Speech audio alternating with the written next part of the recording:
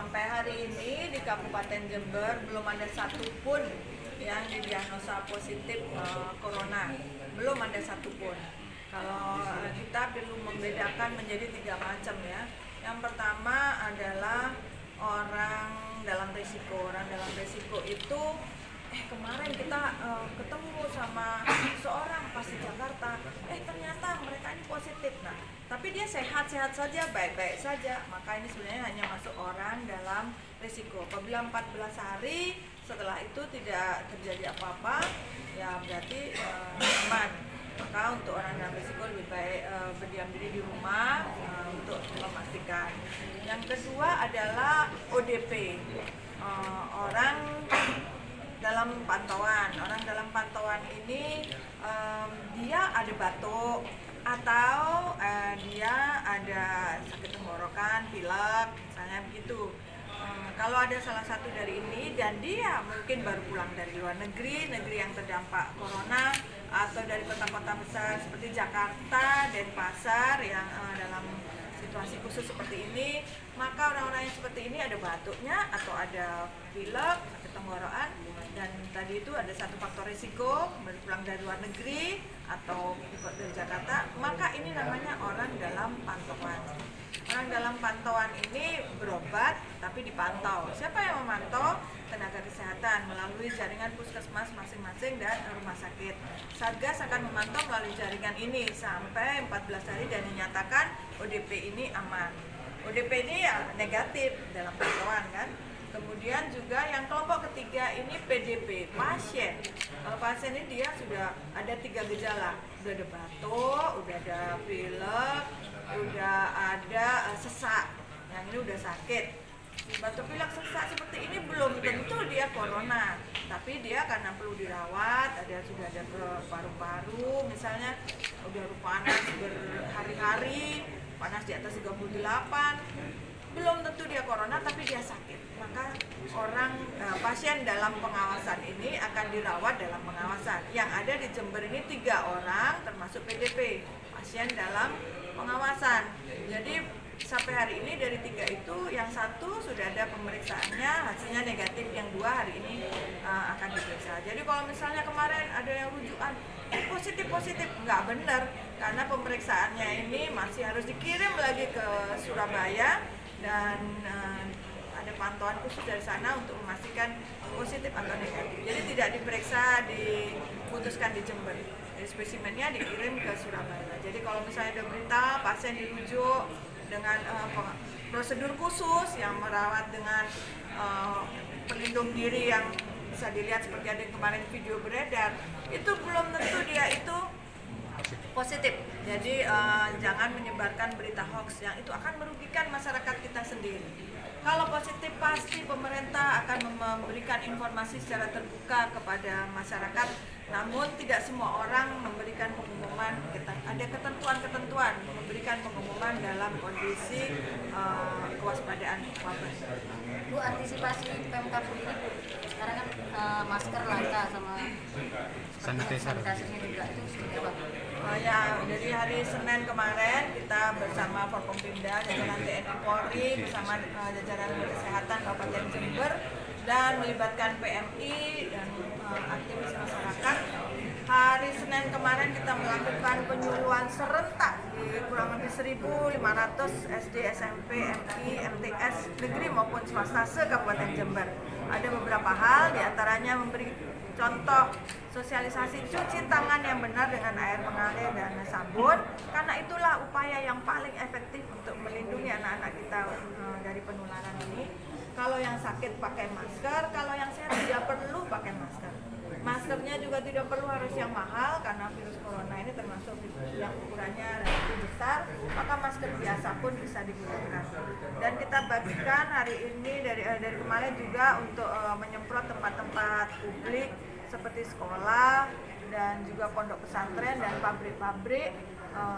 Selain diberikan sosialisasi, kita bagikan juga masker apabila dibutuhkan ready di tempat tersebut, karena tidak semua orang punya masker. Ketika batuk, pilek, bersin, langsung gunakan masker. Dan juga memberikan edukasi kepada masyarakat tentang etika batuk dan bersin. Kalau batuk dan itu jangan ditutup pakai tangan, tapi ditutup pakai tisu atau punggung tangan lengan atas. Dan di punggung lengan siku lengan atas tangan kita, bukan dengan telapak tangan. Dan tisunya yang digunakan harus dibuang di tempat sampah yang tertutup karena ini penularan.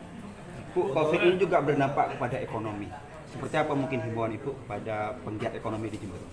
Ya, untuk masyarakat ya tidak perlu sampai berhenti sama sekali kegiatannya. Bekerja di rumah artinya hal-hal begitu banyak hal yang bisa dikerjakan di rumah. Pegawai pemerintah sebagian masih diaktifkan karena memang harus ada layanan-layanan pada masyarakat termasuk untuk masalah Satgas Corona ini. Di rumah sakit juga tetap berjalan, tetapi yang dilarang adalah pengunjung. Tidak ada besuk-besuk, dilarang selama 2 minggu kecuali keluarga yang menunggu, itu pun dalam keadaan terbatas, jumlah yang terbatas. Ini yang kita berlakukan untuk masyarakat mematuhi, daripada sampai di Jember ada yang positif sampai penyebarannya tidak terkendali. Nah, untuk lain kali kita semua nanti akan susah. Oleh karenanya lebih baik seperti sekarang kita mencegahnya, menjaga diri, disiplin seluruh masyarakat. Bukan tidak boleh ke masjid, tetapi di masjid kita harus membawa alas sholat sendiri berupa kain. Kenapa? Karena virus COVID ini kalau menempel di kain itu kalau dicuci, dijemur udah hilang.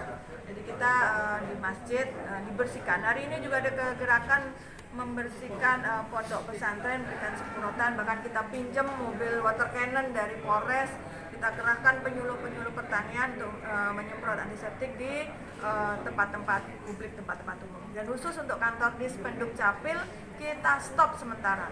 Masyarakat boleh menggunakan layanan online untuk layanan Dispenduk Capil yang selama ini masih sedikit masyarakat yang menggunakan.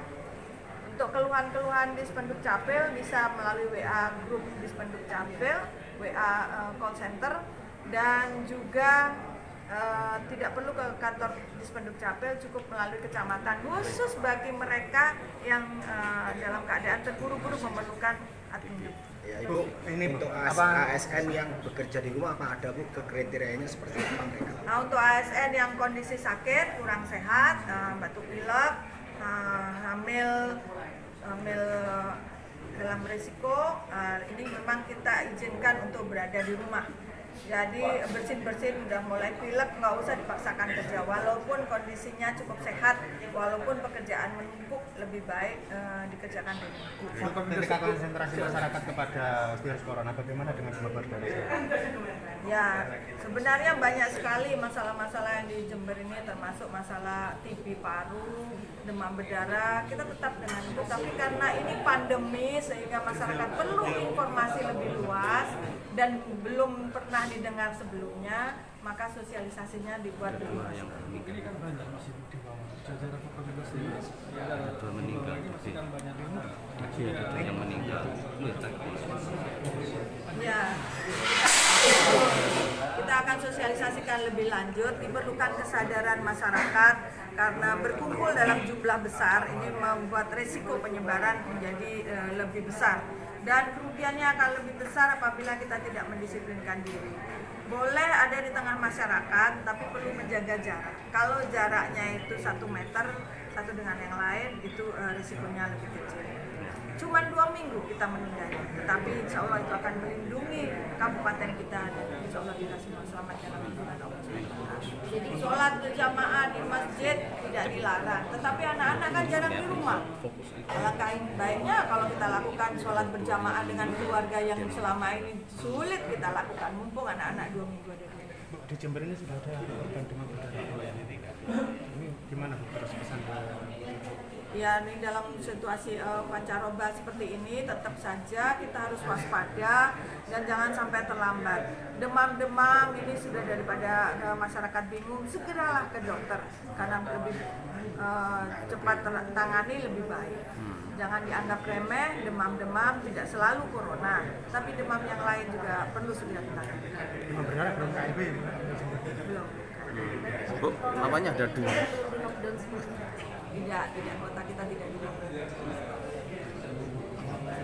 Cukup.